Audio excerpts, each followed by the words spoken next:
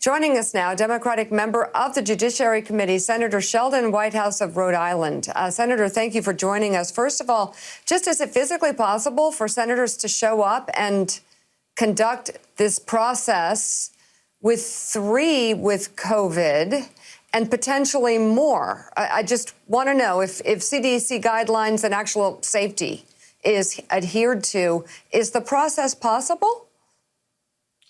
Well, if you adhere to the CDC guidelines, you can't have 2 senators in the room while they're in quarantine. And we don't know whether they've spread it already to colleagues. We do know that Republican senators have not been very good at following the protocols. We have 3 of the 5 eldest senators in the Senate in the room. And we have a rule that you can't vote yes on a nomination or a matter and be the dispositive vote remotely. You have to be in the room. So it really is going to put them to the test.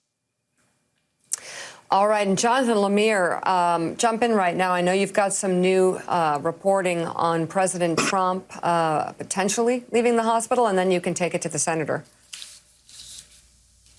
Thanks, Mika. That's right. Chief of Staff Mark Meadows, who we have mentioned quite a few times this morning, is telling reporters that they are optimistic, in his words, optimistic that President Trump will be discharged from the hospital today, that he would leave Walter Reed Medical Center and return to the White House at some point today. The timing is not certain, and certainly it's not, the Chief of Staff did not guarantee that it would, but he said it's heading that direction, which is certainly contrary to what the medical advice we heard from the experts earlier on this show, but also the timeline that administration officials had laid out just a day or so ago. And it certainly is going to raise scrutiny as to whether his discharge might be indeed premature and if the president is the one pushing and pressuring these doctors to let him go.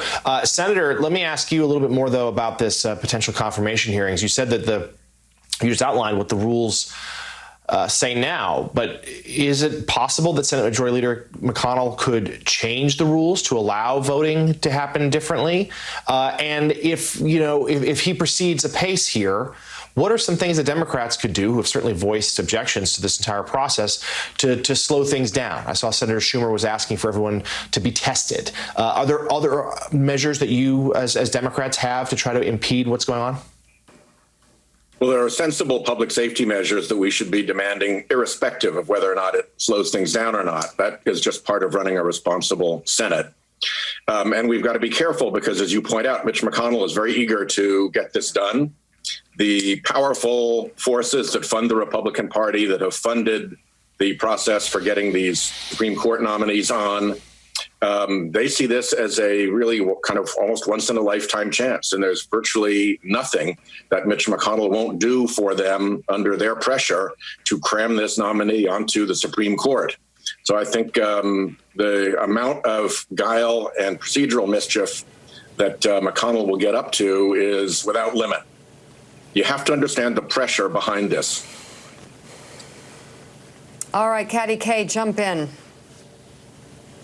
Yeah, Senator, just to pick up on that, I mean, what you seem to be saying is that Mitch McConnell is going to make this happen, right? I mean, that he's not going to accept that this gets delayed. And actually, if you look at the time frame, I mean, I guess it could still go committee. And I know there's talk about having the 2 members who are infected perhaps watching from some kind of a gallery or participating from some kind of gallery, so they're separated from the others. He could actually technically get this through, couldn't he? I mean, and he's just not. Yeah, they could. He's not going to not get it through. They could set up, ICU type tents in the committee room. There's, as I said, the pressure to get this done from the forces who've been orchestrating this for years now is absolutely immense, and they are going to be at grave. It's just going to be really, really tough for anybody in the Republican Party to say no. Now, you do have Lindsey Graham in a fight for his life, and he may, politically, he may decide he needs to campaign in South Carolina, but he'd rather win his election than go down at the ballot because he was in Washington and not home campaigning. There are a few things that could go awry a little bit, but never underestimate the pressure of those big donor interests that we reported on in the Senate that are behind this scheme. All right, member of the Senate Judiciary Committee, Sheldon Whitehouse, thank you very, very much.